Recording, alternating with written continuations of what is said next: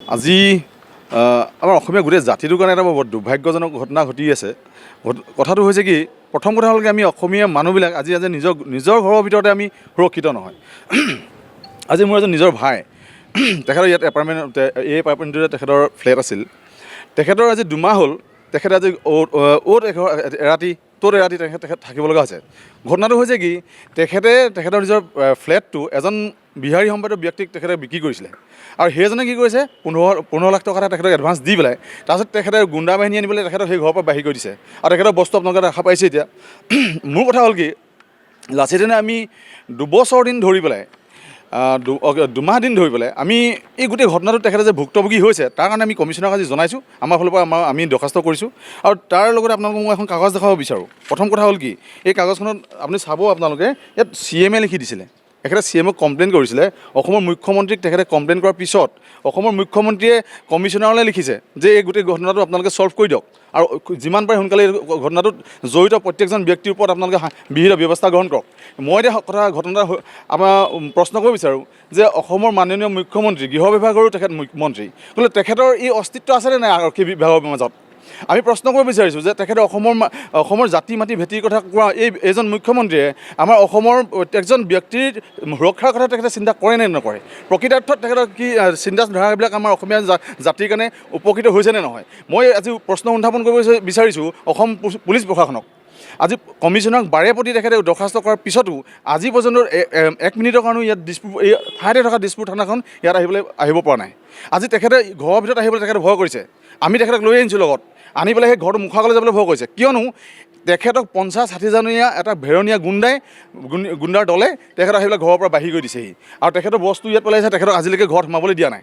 গতিকে তেখেতে নিজৰ জীৱন আৰু সম্পত্তিৰ কথাটো বাদেই দিলোঁ, মই সম্পত্তিৰ কথা বাদেই দিলোঁ, জীৱনৰ নিৰাপত্তা নাইকিয়া হৈ গৈছে। গতিকে মই এই অসমখনৰ এজন বাসিন্দা হিচাপে আমি লজ্জিত, এইখন অসমৰ এজন বাসিন্দা হিচাপে তেখেতে লজ্জিত, লগতে আমি অসমীয়া জাতিটো লজ্জিত যে এজন বিহাৰী সম্প্ৰদায়ৰ ব্যক্তিয়ে আমাৰ অসমীয়া মানুহ এজনক তেখেতে ঘৰৰ পৰা বাহিৰ কৰিবলৈ সাহস কৰিছে। তেখেতে অসমীয়া মানুহক মাৰধৰ কৰি ঘৰটো বেদখল কৰি ল'বলৈ সাহস কৰিছে। ইয়াতকৈ ডাঙৰ লজ্জাজনক ঘটনা কি হ'ব পাৰে? তেখেতৰ নাম হৈছে অজয় গুপ্তা আৰু এজন হ'ল অনিল কাশ্যপ আৰু এজন তেখেতলোকৰ ঘৰৰে হয় সুনীল কাশ্যপ ন। আৰু কথাটো হ'ল কি, এখেতৰ ধীৰাজ দাস একদম অসমীয়া এজন খিলঞ্জীয়া যুৱক। তেখেতৰ ঘৰটো ইমান এটা ষড়যন্ত্ৰ আৰু ইমান দাদাগিৰি কৰিবলৈ একদম মাফিয়া ষ্টাইলত অসমত বিহাৰৰ পৰা অহা এজন ব্যক্তিয়ে অসমত মাফিয়া ষ্টাইলেৰে তেখেতলোকে আহি পেলাই আমাৰ অসমীয়া মানুহক তেখেতলোকে দমন কৰিছে। তেখেতে আমাৰ ষড়যন্ত্ৰ কৰি পেলাই তেখেতৰ ঘৰটো বেদখল কৰিছে। মই অসমৰ মাননীয় মুখ্যমন্ত্ৰীক মই সুধিব বিচাৰিছোঁ, আপোনাৰ অস্তিত্ব আছেনে নাই? আপোনাৰ যদি অস্তিত্ব আছে তেতিয়াহ'লে অসমৰ জনসাধাৰণৰ কাৰণে আপুনি কাম কৰিছেনে নাই? প্ৰকৃতাৰ্থত যদি কৰিছে, আপুনি দিয়া এই কাগজখনৰ কোনো ধৰণৰ আজি ভেলু দেখা নাই।